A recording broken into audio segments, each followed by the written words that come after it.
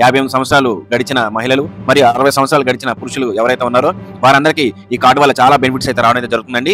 ఈ యొక్క కార్డు ఖచ్చితంగా సీనియర్ సిటిజన్స్ అందరూ కలిగి ఉండాలి. అయితే ఈ కార్డుకి ఎలా అప్లై చేసుకోవాలి, ఏంటి ఆ విధానం అనేది పూర్తిగా వీడియోలో మనం తెలుసుకునే ప్రయత్నం చేద్దాము. దయచేసి ఛానల్ సబ్స్క్రైబ్ చేసుకోండి, పక్కన బెల్ ఐకాన్ అయితే క్లిక్ చేయండి.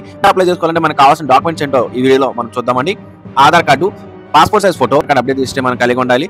బస్సులో చూసుకుంటే టికెట్ మీద 25% రాయితీ ఉంటుందండి. ట్రైన్స్ లో చూస్తే లోయర్ బెర్త్ రిజర్వేషన్ కేటాయించేందుకు ఈ యొక్క కార్డు అనేది చాలా ముఖ్యంగా ఉపయోగపడుతుంది. పాస్పోర్ట్ సర్వీస్ లో కూడా ఈ యొక్క కార్డు అనేది చాలా యూస్ఫుల్ గా ఉంటుంది. మనం కట్టే ఫీజులో 10% తగ్గింపు కూడా ఇస్తారు ఈ యొక్క కార్డు యూస్ చేయడం వల్ల. కార్డు ఉంటే మనకి కోర్టు కేసుల్లో కూడా కొంత వెసులుబాటు అనేది ఉంటుందండి. అందులో ఏ రకంగా ఉపయోగపడుతుందో ఒకసారి మనం చూద్దామండి. ఇతరుల కంటే 0.5% వడ్డీ రేట్ అనేది అధికంగా ఇవ్వడం అయితే జరుగుతుంది. అదే 80 ఏళ్ళు దాటినట్టయితే 1% వడ్డీ రేట్ అనేది అధికంగా ఇస్తారు. కొన్ని బ్యాంకుల్లో సీనియర్ సిటిజన్ సేవింగ్ స్కీముల్లో 80 ఏళ్ళు పైబడిన వారికి 8.5% వడ్డీ రేట్ అనేది లభిస్తుంది. అదే 60 నుంచి 79 సంవత్సరాల మధ్య ఉన్న వారికి 7.9% వడ్డీ రేట్ అనేది లభిస్తుంది. కొన్ని ప్రైవేట్ బ్యాంకుల్లో డెబిట్ కార్డ్ పై ఫీజు మినహాయింపు వర్తిస్తుంది.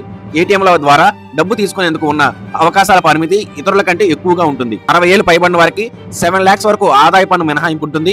80 ఏళ్ళు పైబడిన వారికి లక్షల వరకు ఆదాయ పన్ను మినహాయింపు ఉంటుంది.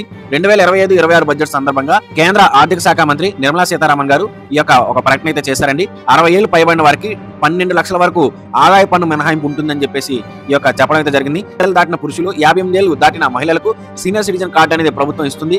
దీనికోసం ఏపీలో అయితే గ్రామ వార్డు సచివాలయాల్లో దరఖాస్తు చేసుకోవాలండి. అదే తెలంగాణలో కానీ లేదా ఏపీలో కూడా జిల్లా దివ్యాంగుల వయోవృద్ధుల సంక్షేమ సహాయక సంచాలకులు కార్యాలయంలో ఈ యొక్క కార్డ్స్ అనేవి ఇవ్వడం అయితే చేస్తారండి.